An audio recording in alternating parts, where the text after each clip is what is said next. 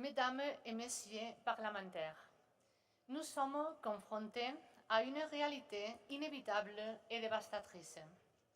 En cet instant même, plus de 120 conflits armés actifs défigurent la carte du monde.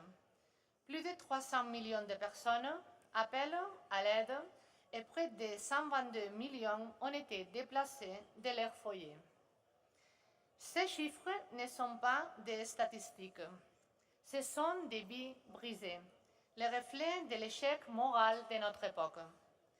En tant que parlementaires et en tant que société mondiale, c'est aussi notre échec. Les fondements du droit international que nous avons établis ensemble au milieu du siècle dernier vacillent sous l'application de la loi des plus forts. En réalité, même ce que nous pensions définitivement acquis, le respect du droit international humanitaire, est aujourd'hui menacé. Les conventions de Genève, notre réponse collective à la barbarie, sont ignorées ou sapées. Les hôpitaux, le personnel médical et les couloirs humanitaires ne sont plus des sanctuaires. Lorsque le personnel de secours est pris pour cible, c'est notre humanité collective que nous perdons. La crise humanitaire est le symptôme de la crise du multilatéralisme. La montée du nationalisme a engendré une méfiance qui paralyse nos institutions mondiales et menace l'aide humanitaire en érodant la volonté politique et en provoquant un sous-financement. Toute réponse à la situation actuelle doit être multisectorielle et inclusive. En abordant la violence fondée sur le genre, les déplacements et les défis climatiques, afin de garantir que nos actions atteignent les plus vulnérables. C'est à ce moment critique que nous devons tourner notre regard vers nos pays et plus particulièrement vers nos parlements. Nous sommes les représentants du peuple, la voix des plus vulnérables. Nous ne sommes pas de simples observateurs. Nous devons être proactifs et travailler pour un changement de la situation internationale. La Principauté d'Andorre a démontré que la force de l'engagement ne dépend pas de la taille géographique, mais de la conviction éthique.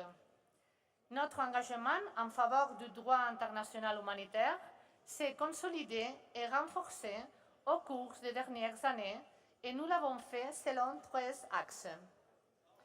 Premièrement, en renforçant le cadre législatif andorran afin de faire face aux crises humanitaires provoquées par les guerres ou les catastrophes. On peut notamment souligner l'adoption en 2017 du projet de loi sur la protection temporaire et transitoire pour des raisons humanitaires, qui non seulement facilite l'accueil digne de celles et ceux qui ont pratiquement tout perdu, mais envoie aussi un message clair. La solidarité n'est pas optionnelle, c'est un devoir inhérent à notre démocratie. Deuxième, la responsabilité et la coopération dans le cadre des programmes internationaux de coopération et de développement. Rien pour l'année 2025, l'Andorre a consacré plus de 360 000 € à des organisations civiques pour des projets internationaux couvrant divers domaines d'action, avec une attention particulière portée à l'éducation, à la santé, à l'égalité des genres, à la protection des groupes vulnérables et à la promotion de la paix.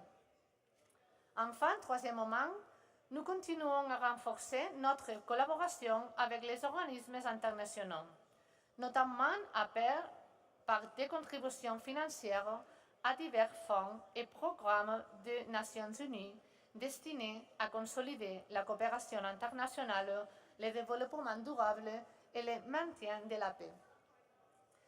Chers collègues, l'engagement de l'Andorre envers le droit international humanitaire est ferme et non négociable.